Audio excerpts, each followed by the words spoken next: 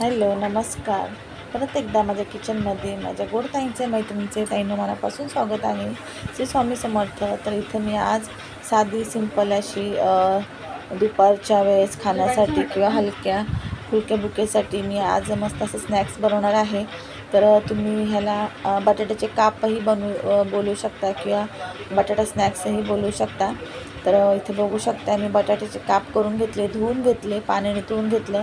याच्यामध्ये लाल तिखट, हळद, मीठ, थोडासा चाट मसाला आणि धना पावडर टाकायचं, मिक्स करून घेतलेलं आहे आणि छान कोटिंग झालं. 5-10 मिनटं ठेवायचं. नंतर मग इथं तांदळाचं पीठ, कॉर्नफ्लॉवर आणि रवा घेतलेला आहे.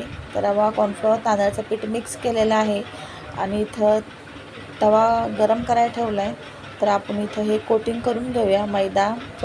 तांदळाचं पीठ, कॉर्नफ्लॉवर आणि रवा आणि थोडंसं मीठ पण टाकलं होतं याच्यात. तर हे मिक्स करून त्याला लावून घेऊया. सर्व बटाट्यांना पहिले लावून घेऊया आणि मग थोडं तेल टाकून आपण मस्त असे ना फ्राय करून घ्यायचे आहे. खूप छान असे क्रिस्पी झाले होते, खूप छान लागतात. आणि हे बटाटे थोडे जाडसरच कट करायचे आहे, स्लाईस जास्त पातळ नाही करायचे. चाकूच्या साहाय्यानेच आपल्याला फक्त सालं काढून घ्यायचे आणि जाड असे करून घ्यायचे आहेत.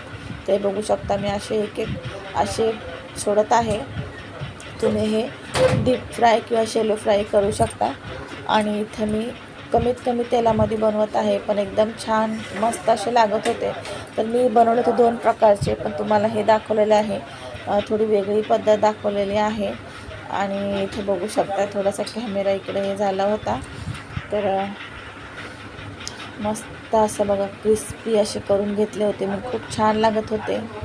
आपण मुलांच्या टिफिनमध्ये देऊ शकतो किंवा काही फंक्शन वगैरे असल्यावर असं स्नॅक्समध्ये सुद्धा आपण हे बटाट्याचे स्लाईस बनवू शकतो. खूप छान आणि खूप टेस्टी लागतात. नक्की एकदा बनवून बघा. आणि थोडंसं पाणी शिंपडलेलं आहे इथं मी आणि झाकण ठेवून बघा वाफवून घेतलेले आहेत. मस्त असे बघा एकदम आतपर्यंत शिजल्या गेलेले आहेत. अजिबात कच्चं वगैरे वाटत नाही. खूप छान असे झाले होते आणि टेस्टी तेवढेच लागत होते. ते बघू शकता. मस्त असे झालेले आहे. कलरही खूप छान आलेला आहे.